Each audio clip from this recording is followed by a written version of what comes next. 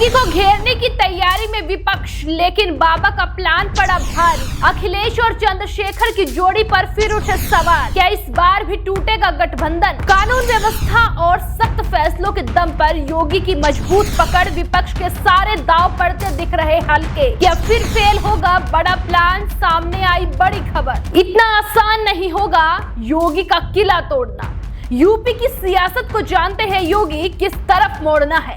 ये कहना गलत नहीं होगा क्योंकि इन दिनों फिर से यूपी की सियासत में हलचल तेज हो गई है। क्योंकि जैसे जैसे चुनाव नजदीक आ रहे हैं वैसे वैसे नए गठजोड़ और नए दावे सामने आ रहे हैं। लेकिन इस बार तस्वीर कुछ अलग नजर आ रही है क्योंकि विपक्ष जहां एकजुट होकर सत्ता को चुनौती देने की बात कर रहा है, वहीं योगी आदित्यनाथ अपनी मजबूत छवि और फैसलों के दम पर पहले से ज्यादा मजबूत दिखाई दे रहे हैं। और यही वजह है कि विपक्ष के सारे दांव फिलहाल कमजोर पड़ते हुए नजर आ रहे हैं। दरअसल चर्चा इस बात की हो रही है कि अखिलेश यादव और चंद्रशेखर आजाद एक बार फिर से साथ आने की कोशिश कर रहे हैं। लेकिन सवाल वही पुराना है कि क्या ये साथ टिक पाएगा, क्योंकि पिछली बार भी सीटों के बंटवारे को लेकर मामला अटक गया था और गठबंधन बनने से पहले ही टूट गया था। ऐसे में इस बार वही कहानी दोहराने की आशंका जताई जा रही है और यही वजह है कि इस संभावित गठबंधन को लेकर भरोसा कम और सवाल ज्यादा नजर आ रहे हैं। असल में इस पूरे खेल का केंद्र दलित वोट बैंक बन चुका है। बीएसपी के कमजोर पड़ने के बाद ये वोट अब बाकी दलों के लिए बड़ा मौका बन गया है और हर कोई इसे अपने पक्ष में लाने की कोशिश कर रहा है।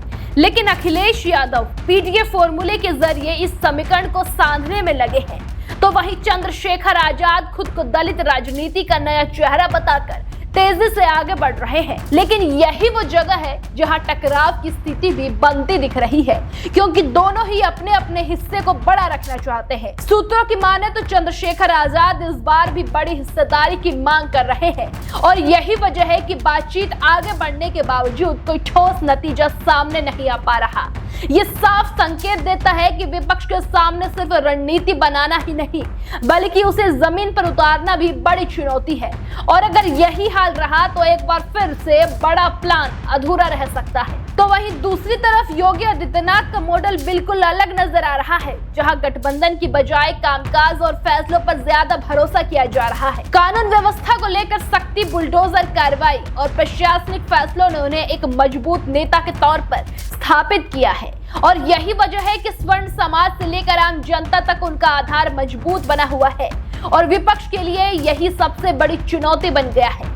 इस पूरे समीकरण में पंडित विवाद और स्वर्ण असंतोष जैसे मुद्दे भी चर्चा में जरूर है, लेकिन यहाँ भी तस्वीर पूरी तरह विपक्ष के पक्ष में नहीं दिख रही है, क्योंकि योगी सरकार की पकड़ इन वर्गों में अभी भी मजबूत मानी जा रही है। यही कारण है कि विपक्ष की रणनीति पूरी तरह असर नहीं दिखा पा रही है। यानी जहां विपक्ष नए समीकरण बनाने में लगा है, तो वहीं योगी अपने पुराने मजबूत आधार को और भी मजबूत करने में जुटे हैं। फिलहाल यूपी की सियासत में माहौल गर्म हो चुका है, लेकिन असली तस्वीर अभी साफ नहीं है।